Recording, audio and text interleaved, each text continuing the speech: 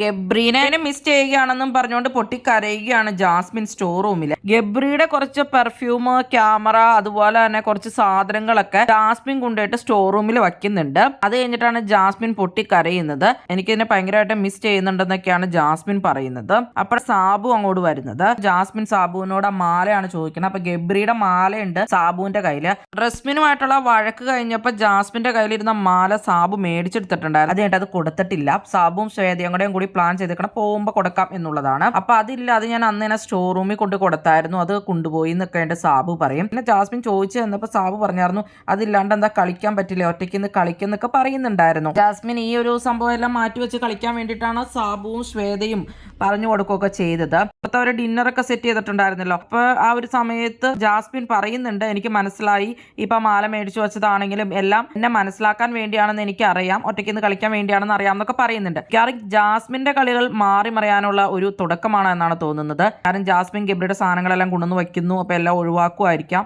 ഒറ്റയ്ക്ക് ഇന്ന് കളിക്കാൻ തീരുമാനിച്ചിരിക്കാം. സാബു അപ്പം മാല ഇതുവരെ കൊടുത്തിട്ടില്ല, ഇനി പോകുമ്പോൾ കൊടുക്കുമോ എന്നറിയില്ല. എന്നിട്ട് സാബു ആണ് ജാസ്മിനെ സ്റ്റോർ റൂമിൽ നിന്ന് വിളിച്ചുകൊണ്ട് പോകുന്നത്.